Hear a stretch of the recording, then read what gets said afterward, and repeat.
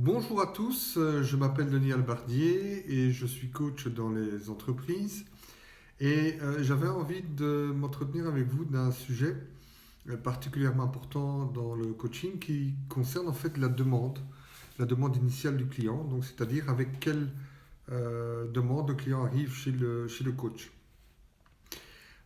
Souvent, la demande qui est formulée initialement et très paradoxalement est déjà, j'ai envie de dire, potentiellement la source de son problème, puisque le client vient et formule sa demande à partir de son cadre de référence. Cadre de référence qui, je vous le rappelle, est sa réalité intérieure, qui peut effectivement poser des problèmes. Donc ça veut dire aussi que dans ce cadre-là, le coach doit être extrêmement attentif, de bien vérifier, de ne pas renforcer finalement un cadre qui pose problème, dans lequel le client se sent beaucoup trop à l'étroit.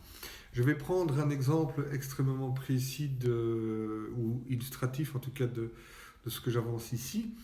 Je prends par exemple un client qui vient, alors qu'il a une démarche déjà au travers de son travail, une démarche de contrôle dans lequel effectivement il est déjà assez bon. Généralement, sa demande va être, alors c'est pas formulé comme ça, mais je veux dire c'est à demi-mot ou c'est caché, c'est aidez-moi à devenir encore meilleur dans le contrôle. Si on va dans cette demande initiale, eh bien on risque souvent de renforcer sa difficulté.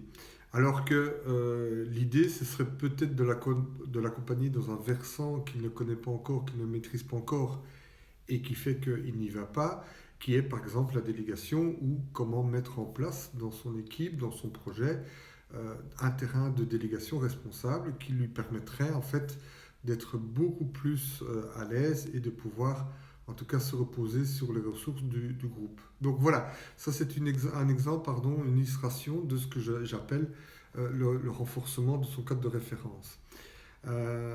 Et donc c'est très important, en tout cas pour un coach, d'être attentif aux premiers mots, ou en tout cas à la première ou à la façon dont le client va exprimer sa demande ou en fait sa problématique. Alors, une autre chose qui est aussi importante et qui fera peut-être l'objet d'une nouvelle vidéo, c'est effectivement de considérer si on vient avec un problème. Donc, du coup, ça va demander aussi une analyse historique qui peut être extrêmement longue. Et à contrario, ce n'est pas parce qu'on sait expliquer un problème qu'on sait le résoudre. Et donc, le coaching est à la base une démarche qui est surtout orientée vers le futur. Et c'est en travaillant sur ce changement de perspective qu'on peut alors amener le client à entrevoir d'autres opportunités, d'autres possibilités pour se développer. Voilà, j'espère que cette petite vidéo vous a déjà un petit peu éclairé sur effectivement un des aspects très importants dans une démarche de coaching, si jamais c'est quelque chose qui vous intéresse. Je vous donne rendez-vous à une prochaine pour une autre vidéo sur une thématique bien particulière. Voilà, bonne journée à tous et à bientôt.